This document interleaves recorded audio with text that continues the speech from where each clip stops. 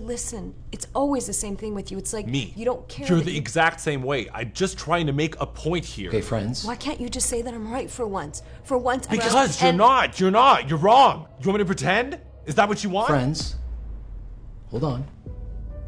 Now, did you know that 70% of marriage fights are never solved? The 5 most common things couples fight about are free time, money, housework, intimacy, and of course the in-laws.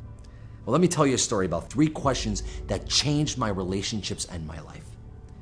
It starts in a fast food restaurant because, well, as a single parent, that's all I could afford. I was with my daughter, the one and only light of my life. We were at her favorite place where we went every single Friday. And we were already at our table when a couple walked in. You know, one of those couples, the ones that make you say, oh, look at them, they're in love. Now, truth be told, I had been divorced for 3 years. So instead, I'm thinking, all right, go get a room.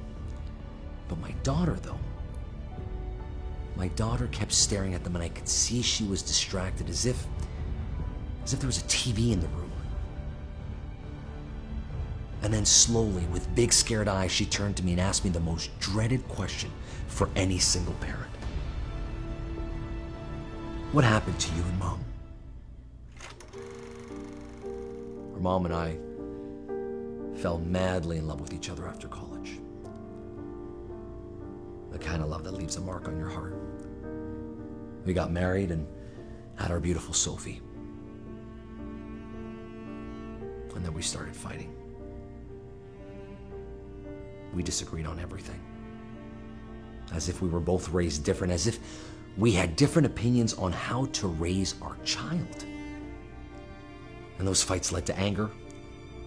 And anger led to hurtful comments, and we became the worst of partners, and I couldn't stand it, so I left. Now, am I going to say this to my 9-year-old daughter? No. Instead, I turned to Sophie and said, some people are just not meant for each other, sweetie. She then says, so why don't you ever find someone else?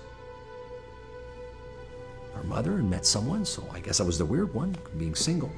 But I never thought it would be so important for my daughter. I was pretty sure she didn't want to hear the truth. So I said, I'm fine on my own. I had terrible coping mechanisms, and I poured my energy into my work and my daughter. But I couldn't say that, so I just said, I have no time for relationships. I was so afraid of being rejected that I couldn't even face trying to meet someone else. I told her, you're the only girl for me, sweetie. And that's when my daughter looked at me completely serious.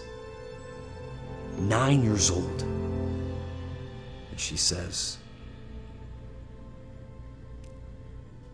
I know you're lying, Dad.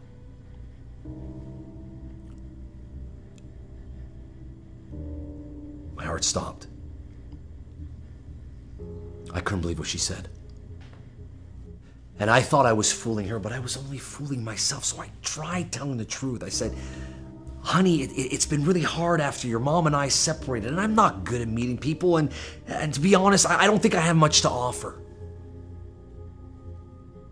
Sophie stares at me completely unfazed. She said, Dad, how can you teach me to love if you can't even love yourself?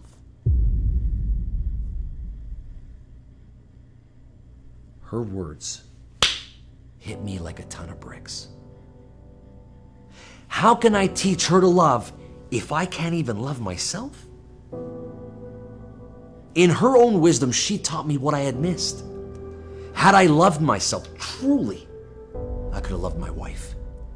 Every fight I picked with her, every time I was angry or felt unheard, it was basically because I couldn't accept myself completely. My happiness depended on my wife loving me back. But that's wrong. You see, in order to love someone else, I needed to love myself first.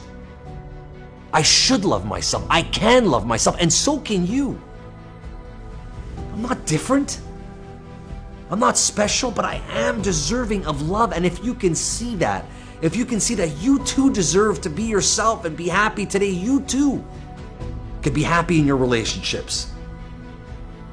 It doesn't matter who you are, what you've been through, or where you come from. You can decide today to take action and start loving your true self and embracing it. Because then you'll be free to love unconditionally. You'll gain the ability to gift that power to others and change every single person in your life.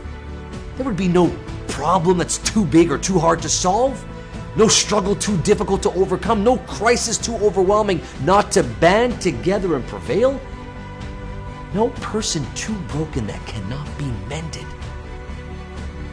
Change, real change, simply starts with you.